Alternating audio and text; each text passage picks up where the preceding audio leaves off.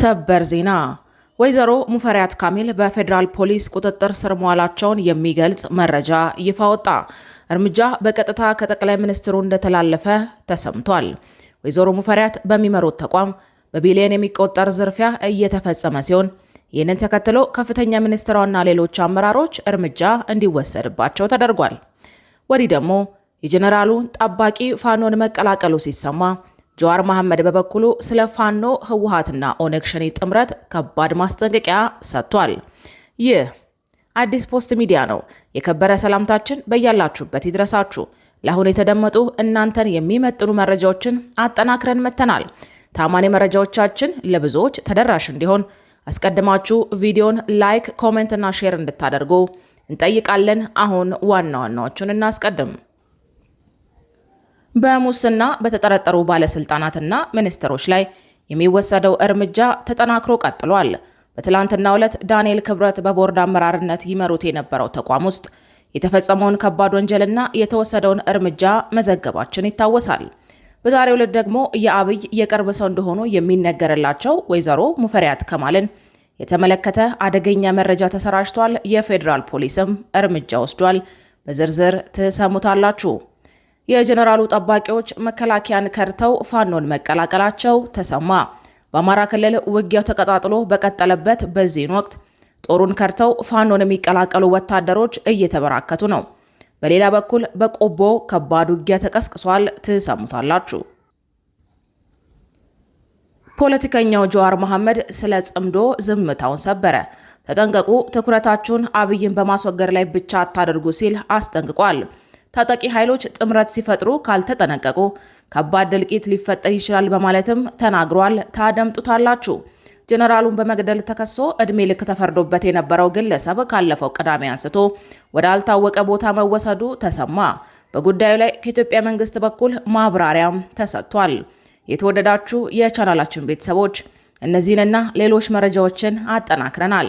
በዜናዎቻችን ላይ እንዲሻሻልና እንዲስተካከል የምትሉትን ጉዳይ ጨዋነት በተሞላበት መንገድ በአስተያየት መስጫው እንድታስቀምጡልን እንጠይቃለን። አሁን ወደ ዝርዝሮቹ እናመራለን። ከ7 ዓመት በፊት የኢትዮጵያ መከላከያ ሰራዊት ጠቅላይ ኢታማዦር ሹም የነበሩትን ጀነራል ሰዓረ መኮንንና ሜጀር ጀነራል ገዛኢ አበራን በመግደል ወንጀል ጥፋተኛ ተብሎ የዕድሜ ልክ እስራት ተፈርዶበት የነበረው 10 አለቃ መሳፍንት ጥጋቡ ከታሰረበት አባ ሳሙኤል ማረሚያ ቤት በትላንትናው ዕለት ተወስዶ ያለበት ቦታ አለመታወቁ ተገለጸ። የመንግስት የመረጃ ምንጮች ለመሰረት ሚዲያ እንደተናገሩት የጥበቃ አካላት ተከሳሹን ዞን 22 ተብሎ ከሚጠራው የማረሚያ ቤቱ ክፍል ወስደውት የሄዱ ሲሆን ለምን ዓላማና ወዴት እንደወሰዱት እስካሁን የታወቀ ነገር የለም። የማረሚያ ቤቱ አንድ ባልደረባም 10 አለቃ መሳፍንት ጥጋቡ ትላንት ከእስር ቤቱ ተወስዶ መሄዱንና እስካሁንም ያለበት ሁኔታ እንደማይታወቅ አረጋግጠዋል። 10 አለቃ መሳፍንት ጥጋቡ የጀነራል ሰዓረ መኮንን የቅርብ የጥበቃ አባል የነበረ ሲሆን በወቅቱ በአማራ ክልል ከተካሄደውና ከከፍተኛ አመራሮች ግድያ ጋር በተያያዘ በአዲስ አበባ ከተማ በተፈጸመው ጥቃት ዋና ተጠርጣሪ ሆኖ በቁጥጥር ስር መዋሉ ይታወሳል።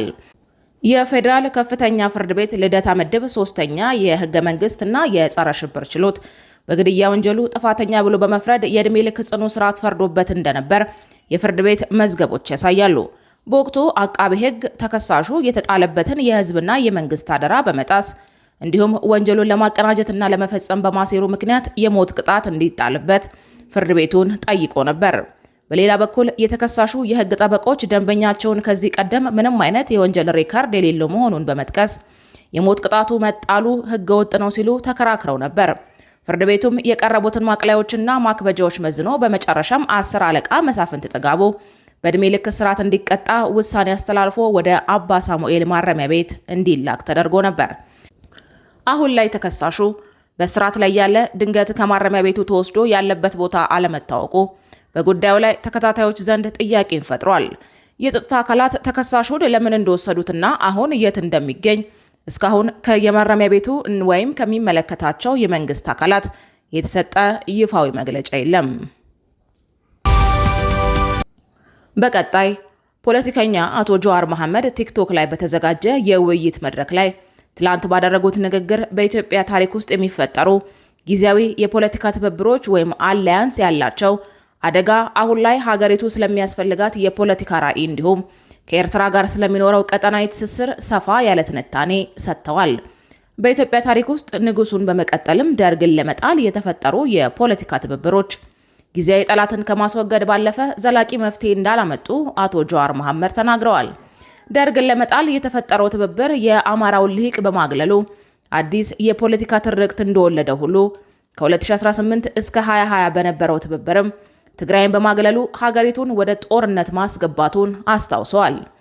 በአሁኑ ወቅትም የማዕከላዊ መንግስቱን መውደቅ ተከትሎ አብይን ለመጣል ብቻ ተብለው የሚፈጠሩ ትብብሮች ከፍተኛ አደጋ እንዳላቸው ያስጠነቅቁት ፖለቲከኛው የፖለቲካ ኃይሎች መንግስትን ከመጣል ባለፈ ከአብይ አህመድ ወይም ከብልጽግና በኋላ የምትመጣው ኢትዮጵያ ምን አይነት አስተዳደርና ማህበራዊ አደረጃጀት ይኖራታል በሚለው ዘላቂ ራዕይ ላይም አስቀድመው ሊወያዩና ስምምነት ላይ ሊደርሱ እንደሚገባ አሳስበዋል።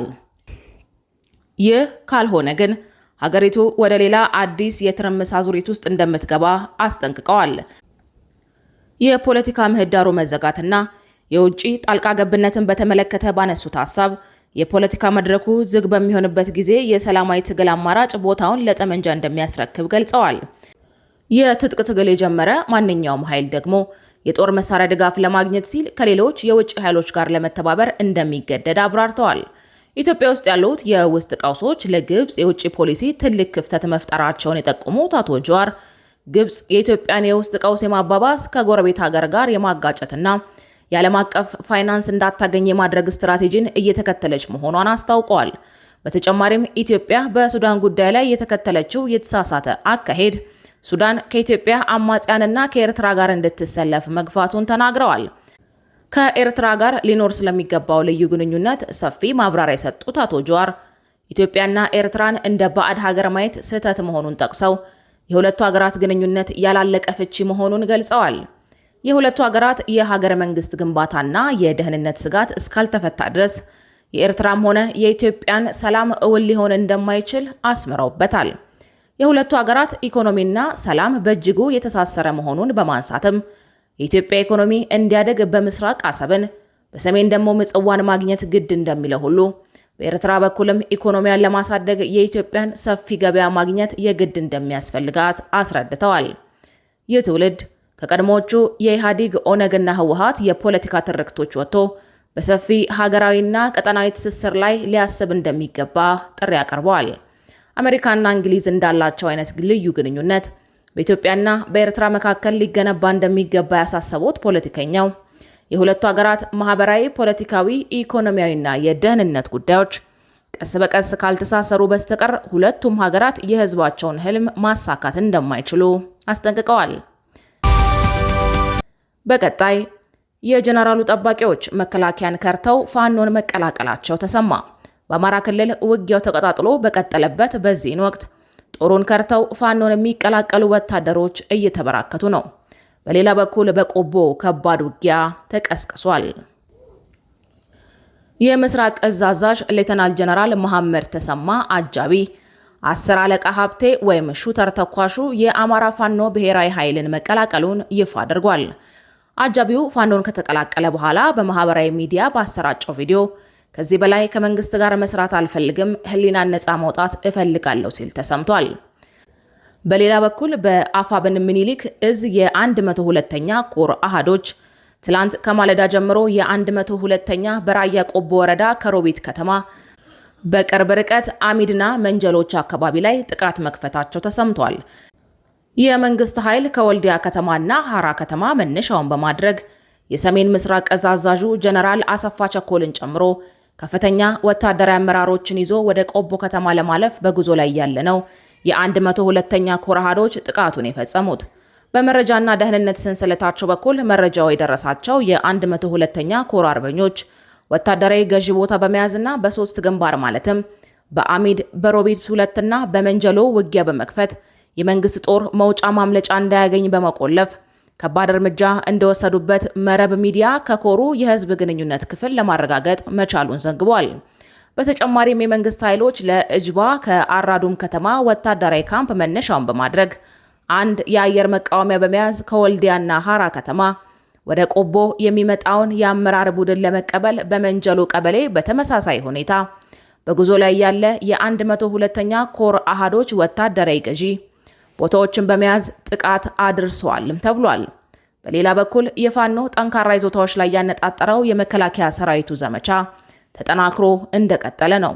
የመከላከያ ኦፕሬሽን ማወጁን ተከትሎ ባለፉት 2 ሳምንት በክልሉ ጠንካራ ውጊያ የተቀሰቀሰ ሲሆን እንደ ፈረስ ቤት፣ ደጋዳሞት፣ አባ ማዕከላዊ ጎንደር ባሉ ስፍራዎች ደግሞ እንደ አማራ አሸነፍ ያሉ የፋኖ ወታደር አመራሮች ጭምር የተገደሉበት ነው። የዘመቻ ተጠናክሮ ቀጥሎ በሁለቱ የጎንደር ቀጠናዎች ማለትም በሰሜንና ደቡብ ጎንደር ስፍራዎች ከባድ ውጊያ ተደርጓል። መከላከያ ያወጣው መረጃ እንደሚጠቁመው በደቡብ ጎንደር ዞን በክምር ድንጋይ፣ በጉና ተራራና በሀገረ ገነት ውጊያ ተደርጓል። በዚህ ውጊያ 42 የፋኖ ወታደሮችን እንደመሰስኩ ያለው መከላከያ በፋኖ ላይ ከባድ ሰብአዊና ቁሳዊ ኪሳራ እንደደረሰ ተገልጧል። በምስራቅ እስር የሚገኝ ክፍለ ጦር ምክትል አዛዥ ሌተናል ኮሎኔል መኳንንት ደገፈ በእነዚህ ስፍራዎች የተደረገውን ዘመቻ ጠንካራ ሲሉ የገለጹ ሲሆን የጦር መሳሪያዎች በብዛት እንደተማረኩ ይገልጻሉ። የሬጅመንት አዛዥ የሆኑት ሻምበል ተስፋዬ ደብሳና ሻምበል ተክሉ ባራሳ በበኩላቸው ፋኖን መውጫና መግቢያ በማሳጣት የቀጠናውን ሰላም እያስጠበቅን ነው ይላሉ። በተመሳሳይ ሰሜን ጎንደር ቀጠና ደባርቅ ወረዳ በሳርጎና ቦዛ ቀበሌዎች ውጊያ መደረጉን የገለጸው ሰራዊቱ በእነዚህ አካባቢዎች በነበረው ውጊያ ክላሽ፣ ኋላ ቀር መሳሪያ፣ የእጅ ቦምብ፣ የወገብ ትጥቅ፣ ሬዲዮ መማረክ መቻሉን አሳውቋል። በመጨረሻም በሙስና በተጠረጠሩ ባለስልጣናትና ሚኒስትሮች ላይ የሚወሰደው እርምጃ ተጠናክሮ ቀጥሏል ይላል። በትላንትናው ዕለት ዳንኤል ክብረት በቦርድ አመራርነት ይመሩት የነበረው ተቋም ውስጥ የተፈጸመው ከባድ ወንጀልና የተወሰደው እርምጃ መዘገባችን ይታወሳል።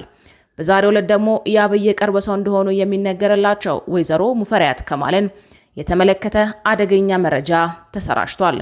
የፌዴራል ፖሊስም እርምጃ ወስዷል።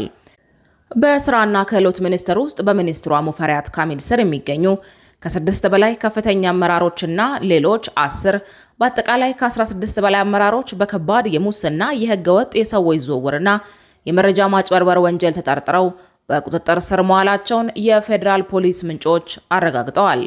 በቁጥጥር ስር ከዋሉት አመራሮች መካከል የኢትዮጵያ ስራ ገበያ መረጃ ስርዓት ፕሮጀክት ጽህፈት ቤት ኃላፊ የሆኑት አቶ ብርሃኑ አለቃ፣ የውጭ ሀገር ስራ ስምሪት ዋና ስራ አስፈጻሚ አቶ ኤርሚያስ ተክሎ እንዲሁም አቶ ነቢል፣ አቶ ማቲያስ እና ሌሎች ከፍተኛ የስራ ኃላፊዎች እንደሚገኙበት ታውቋል። የፌዴራል ፖሊስ አባላት ወደ ሚኒስቴር መስሪያ ቤቱ በወረቀት የተዘጋጀ የተጠርጣሪዎችን ስም ዝርዝር ይዘው በመግባት የተጠቀሱትን ባለስልጣናት አንድ በአንድ ለቅመው በሰራተኛው ፊት በቁጥጥር ስር በመዋል ወደ እስር ቤት ወስደዋቸዋል። በእነዚህ አመራሮች ላይ የቀረበው ከባድ ጥርጣሬ በተለይ በአረብ ሀገር ለስራ ከተሰማሩ ኢትዮጵያውያን ወገኖች ጋር በተያያዘ የተፈጸመ ከፍተኛ የማጭበርበር ድርጊትን ያካተተ ነው። ባለስልጣናቱ መንግስት ማግኘት የሚገባውን የውጭ ምንዛሬ ለራሳቸው ጥቅም መዋላቸው፣ በህገወጥ የሰዎች ዝውውር መሳተፋቸውና በኢትዮጵያ የስራ ገበያ መረጃ ስርዓት ላይ የተመዘገቡ የውጭ ሀገር ሰራተኞችን መረጃ ከሲስተሙ ላይ በማጥፋት የመንግስትን ጥቅምና መረጃ ለመደበቅ መሞከራቸው ተጠቅሷል። በቁጥጥር ስር የዋሉት ባለስልጣናት የዜጎችን ክብር፣ የደህንነትና የስራ ዋስትና አስጠብቀው በውጭ ሀገር የስራ ገበያ ላይ እንዲሰማሩ በማድረግ ህጋዊና መንግስታዊ ኃላፊነት የተጣለባቸው ቢሆንም ይህንን ህዝባዊ አደራ ወደ ጎን በመተው በስልጣናቸው ለግል ሀብት ማከማቻነትና ያላስፈላጊ ጥቅም አውለውታል በሚል በህግ እንደሚጠየቁ ተገልጿል። ክቡራትና ክቡራን የአዲስ ፖስት ሚዲያ ቤተሰቦቻችን ለሰዓቱ የተዘጋጁት መረጃዎች እነዚህን ይመስሉ ነበረ። መረጃዎቻችንን እስከ ፍጻሜው ድረስ ስላደመጣችሁ ከልብ እናመሰግናለን።